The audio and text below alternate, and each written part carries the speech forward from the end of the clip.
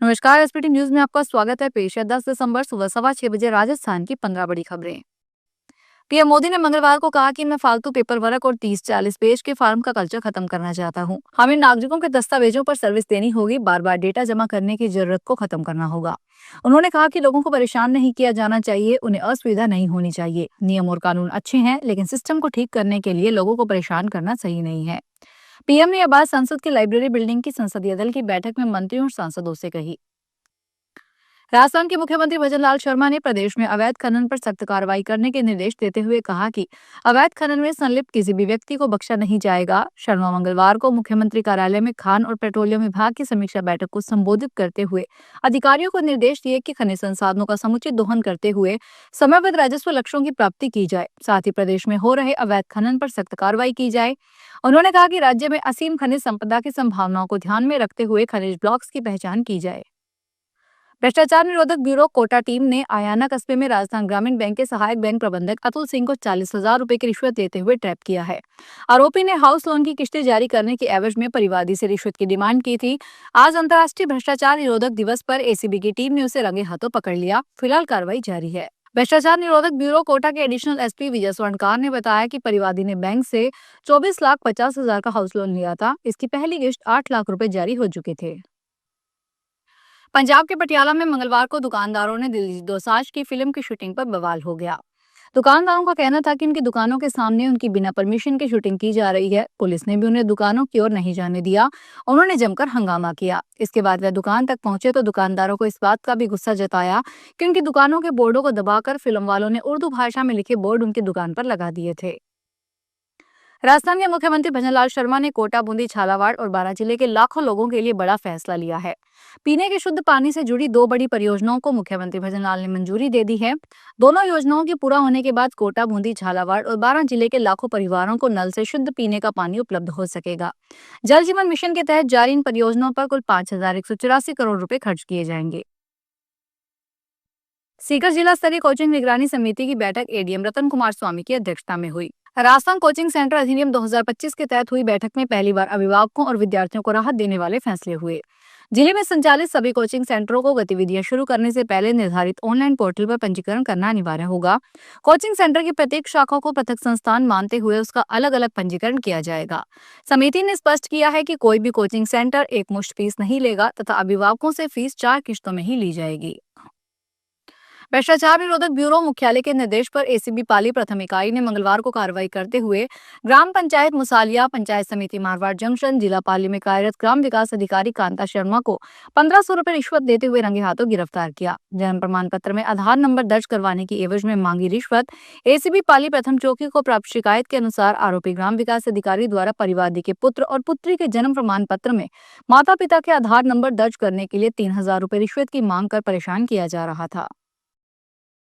जोधपुर में tourist visa पर भारत घूमने आई यूक्रेन की महिला की मौत हो गई। यूक्रेनी दूतावास की ओर से नियुक्त एजेंसी के प्रतिनिधि को मंगलवार को मेडिकल बोर्ड से पोस्टमार्टम करवाकर शव सौंप दिया गया। आकृष्ट महिला का अंतिम संस्कार जोधपुर में हिंदू रीति रिवाज से किया जाएगा। हालांकि इंडियन फ्यूनरल सर्विस एजेंसी के जिस प्रतिनिधि को यूक्रेनी महिला की बॉडी सौंपी गई वह मुस्लिम है। मामला चौपासनी हाउसिंग बोर्ड थाना इलाके का है। डूंगरपुर में अवैध यूरिया खाद की कालाबाजारी रोकने के अभियान के तहत धम्बोला थाना पुलिस ने बड़ी कार्रवाई की है। पुलिस ने गड़ा पट्टा पीट रोड पर एक ट्रक से 194 बैग अवैध यूरिया खाद बरामद किया है। यह खाद गुजरात ले जाया जा रहा था। कृषि विभाग की ओर से धम्बोला थाने में इस संबंध में मामला दर्ज करवाया गया है। पुलिस ने ट्रक ड्राइवर पंकज रावल पुत्र कमल रावत को हिरासत में ले लिया और उससे पूछताछ की जा रही है। अजमेर के दक्षिण विधानसभा क्षेत्र के पहाड़गंज स्थित पीपल के पेड़ पर पीले पैर वाला हरे रंग का कबूतर यानी हरियल पक्षी दिखाई दिए हैं। हरियल पक्षी दिखाई देने से पर्यावरण प्रेमियों में आकर्षण का केंद्र बना हुआ है। यह महाराष्ट्र का राज्य पक्षी है, लेकिन विभिन्न राज्यों के घने जंगलों में इसे देखा जा सकता है। राजस्थान के जंगलों में इसकी अच्छी खासी तादाद है, लेकिन जंगलों से बाहर हरियल पक्षी सिर्फ उसी समय बाहर आते हैं जब वे बर्ड और पीपल के पेड़ों में फुटिंग होती है।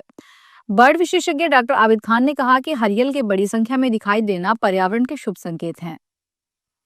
हाईकोर्ट के निर्देश के बाद भी कर्मचारी की सेवा समाप्ति के मामले में स्वायत्त शासन विभाग ने कार्रवाई करते हुए दौसा के महवा नगर पालिका के तत्कालीन ईओ सुरेंद्र कुमार मीना को निलंबित कर दिया। दरअसल साल 2018 में टिकम सिंह को सफाई कर्मचारी के पद पर नियुक्ति मिली और साल 2020 में उसकी सेवा की पुष्टि भी कर दी गई। साल 2021 में उसका महवा नगर पालिका में ट्रांसफर कर दिया गया। चित्तौड़गढ़ में आयोजित 9वीं नेशनल हैप्कीडो चैंपियनशिप में राजस्थान राज्य ने ओवरऑल चैंपियनशिप का खिताब जीता। इस प्रतियोगिता में झालावाड़ जिले के खिलाड़ियों ने उत्कृष्ट प्रदर्शन करते हुए कुल 58 पदक हासिल किए, जिसमें जिले का नाम रोशन हुआ। झालावाड़ के 50 से अधिक खिलाड़ियों ने इस राष्ट्रीय प्रतियोगिता में भाग लिया। उन्होंने 15 स्वर्ण, 18 रजत और 25 कांस्य पदक जीतकर कुल 58 पदकों पर कब्जा किया। यह उपलब्धि झालावाड़ के खेल इतिहास में एक महत्वपूर्ण अध्याय जोड़ती है। केवल 200 के लालच में फर्जी सिम नकली नोट गिरोह के मास्टरमाइंड को देने के मामले में कोतवाली पुलिस ने जयपुर के 2 आरोपियों को गिरफ्तार किया है। आरोपी जयपुर में छतरी लगाकर सिम पोर्ट जारी करने का काम करते हैं। आरोपियों ने अपने पास सिम पोर्ट करवाने के लिए आए युवक के डॉक्यूमेंट के सिम इशू करवाई। इसके बाद वे नकली नोट गिरोह के मास्टरमाइंड को दी थी। शहर कोतवाल सुनील कुमार जांगड़ ने बताया कि फर्जी सिम देने के मामले में 2 आरोपी विनोद प्रजापत पुत्र गणेश प्रजापत निवासी बगरू और कृष्ण कुमार वर्मा पुत्र राजेंद्र कुमार को बगरू इलाके से गिरफ्तार किया गया। नीति आयोग के सदस्य और कृषि अर्थशास्त्री प्रोफेसर रमेश चंद्र ने किसानों को आत्मनिर्भर बनने के लिए उनसे न्यूनतम समर्थन मूल्य के दायरे से बाहर वाली फसलों को उपजाने का आह्वान किया है। उन्होंने मंगलवार को यहां आयोजित एक सम्मेलन में कहा कि यह नजरिया आत्मनिर्भर भारत में किसानों को आत्मनिर्भर बनने के लिए जरूरी है। प्रोफेसर चंद्र ने कहा कि कृषि क्षेत्र के विकास में सरकार की निश्चित रूप से एक भूमिका है, लेकिन क्या किसान अपनी ओर से ऐसे कदम उठा सकते हैं जिनके लिए वे वर्तमान में सरकार पर निर्भर है? तभी किसान वास्तव में आत्मनिर्भर बनेंगे। जल जीवन मिशन घोटाले में एसीबी द्वारा 20 अधिकारियों के खिलाफ जांच की अनुमति मांगने के मामले में मंत्री किरोड़ीलाल मीणा ने कहा कि मेरा व्यक्तिगत रूप से मानना है कि सरकार को सभी अधिकारियों के खिलाफ जांच की अनुमति देनी चाहिए। उन्होंने कहा कि मुझे नहीं पता सरकार क्या करेगी। एसीबी ने 20 अधिकारियों के खिलाफ जांच के लिए 17A की अनुमति मांगी है, उसमें से कुछ रह गए हैं। ए फंस जाए और बी बच जाए, ऐसा नहीं होना चाहिए। मेरा मानना है कि सरकार को सभी को अनुमति देनी चाहिए। तो ये थी राजस्थान की 15 बड़ी खबरें। अगर आपको हमारा बुलेटिन पसंद आया हो तो वीडियो को लाइक करें, अपने दोस्तों से शेयर करें और चैनल को सब्सक्राइब करना ना भूलें। फिर मिलेंगे नई खबरों के साथ। धन्यवाद।